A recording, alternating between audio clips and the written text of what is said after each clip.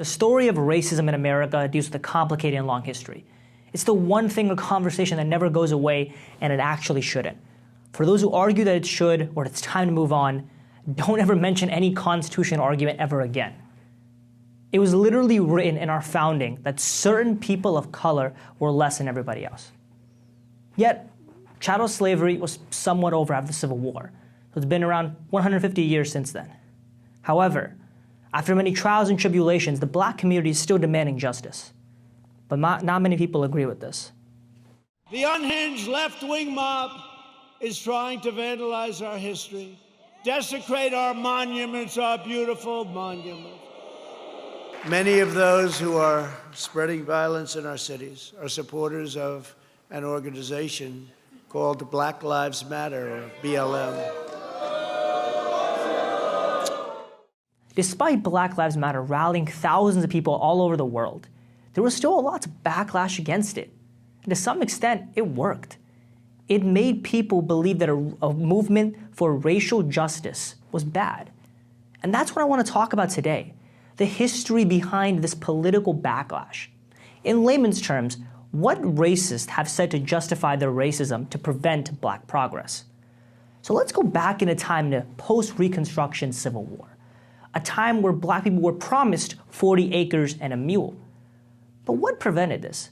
We talked to Professor Martin Summers about this, and he explained us why.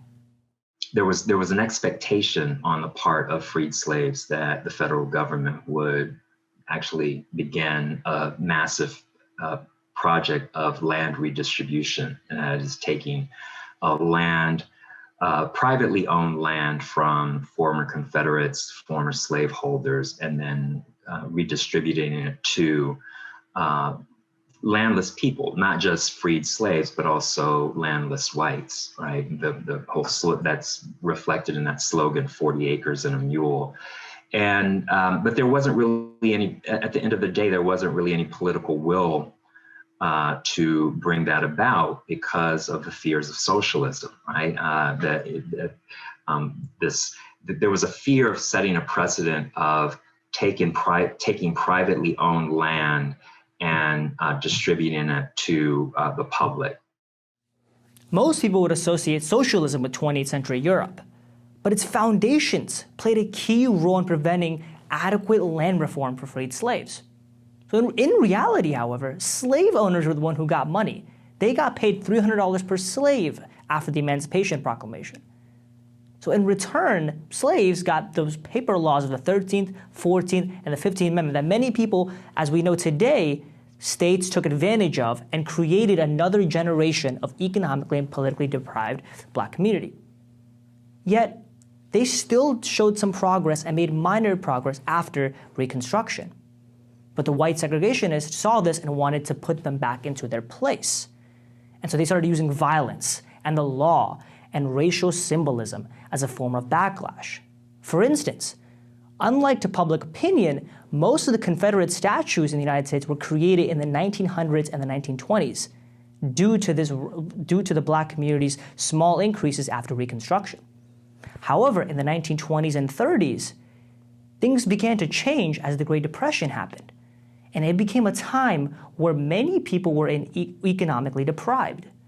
And this was a great opportunity for the black community to economically prosper with the New Deal policies. However, they didn't really get much of that bargain. Social welfare programs and government subsidies have often excluded, right, people of color. And so if we think about a lot of the New Deal policies in the 1930s, and particularly Social Security, which conservatives argue were, socialist programs, or the GI Bill, right? Which again, there was some criticism that if you extend the same, if you extend the provisions in the GI Bill to the larger public, that in a sense is, that is tantamount to socialism. Right, but if you look at the beginnings of the Social Security program, they actually excluded the job categories that were predominantly African American, right? Domestic servants and agricultural laborers. The New Deal policy did help some people in the black community, but another form of social welfare was gone. That economic demand for justice was also gone. And so came the wars and the Great Migration in the 60s, right, where racism was encouraged in society and the civil rights movement was at its peak. So was the rights movement, which many people don't know actually did happen. And this was a direct counterattack to the civil rights movement. And so as desegregation started to slowly become a thing, white segregationists used an old ally and an old form of rhetoric, states' rights. It was also used to justify, the Civil War. However, eventually, in 64 and 65, the Voting Rights Act and the Civil Rights Act was passed, which was amazing. In our history books, racism chapter ends there. But that's not really the case. Around the mid-1960s, the focus of the movement begins to shift, right? It begins to shift from pursuing a formal, civil and political equality, which it more or less achieves through the Civil Rights Act of 1964 and the Voting Rights Act of 1965, and turning much more towards economic justice, right? Shifting its focus from the South to the conditions of African Americans in northern cities, Midwestern cities, Western cities. You see, political equality had taken a step in the right direction with those pieces of legislation. But we still ignored economic inequality. And once again, we failed to provide a social safety net for the black community. This promise was kept, as I said, after the Civil War. And so as a result, even after the Civil Rights Act and the Voting Rights Act was passed, many people would start protesting and rioting. And so at the end of the day, white segregationists asked themselves, what do we do now? And so as a result of policies of associating black people with criminality, the law and order movement became a thing. And many of these protesters were thrown into jail. Nixon was the one who quoted this. And then later on, Reagan was the one who ignited the war on drugs, in addition to the war on crime with Clinton, which brought back lawlessness and criminality to an association with the black community. And this was the beginning of racially neutral policies because they couldn't directly attack the black community. They couldn't say it as it was before. Instead, they would create policy and create rhetoric that was specifically for a specific population, but that population happened to be black. For instance, the war on crime, which eventually evolved into the war on drugs, right, which had tremendous negative impacts for communities of color. So the Rockefeller drug laws, for instance, that were implemented in the early 1970s, they're named after, they were passed in New York. They're named after the governor of New York, Nelson Rockefeller.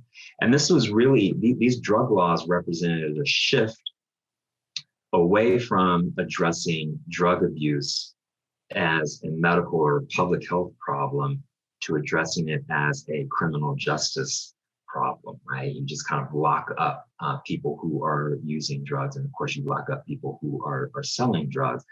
And these laws really served as the basis for a lot of the subsequent drug laws that we think about, right? And now let me take you to today. We've seen what happened during the summer and throughout the years, but we also have seen the similar forms of backlash, and they all sound so familiar, don't they? And that was exactly my point. If you look at our history, some of the language that was used back then is still used today.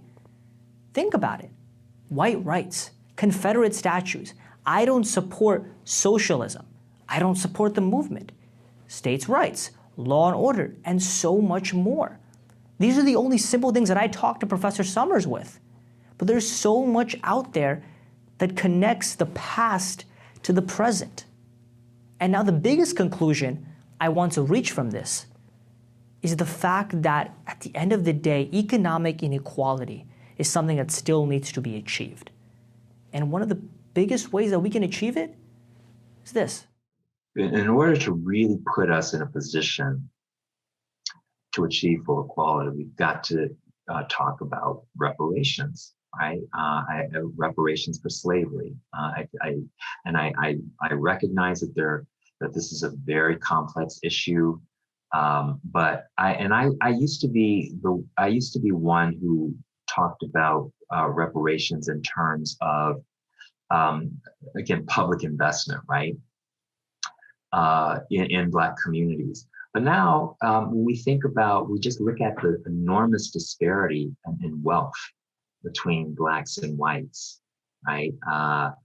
That I think that reparations has to take the form of direct payments in order to allow African Americans to kind of build that generational wealth that we have been denied for 150 years, more than 150 years, really. And so look, in general, I know I've explained to you guys so many things. And regardless, you're not going to agree with all these points, and I totally understand that. But my main point is for certain, right? Because of the racism and the white backlash, racism in general is not as overt as it used to be. It's covert. It is within the bounds of the law. It is the result of election results. It's economic inequality. It is in things like the Capitol attack. It is covert. It is unseen. And this conversation of economic inequality and police brutality will continue to happen and will continue to rise. And the question is, will we educate and teach people about this movement? Because this racism is very complicated and very complex. I always like to say this, we all like to talk about racism, but not everybody knows about it. And quite frankly, we're all still learning. But the whole point, and one of the biggest points I want to talk about in the civil rights movement, was that they were educating people. They were handing pamphlets. And I think that's what we should do until we can get actual reform done. Because I know we can. The question is, will we work together on this? Or will there be the backlash just as usual?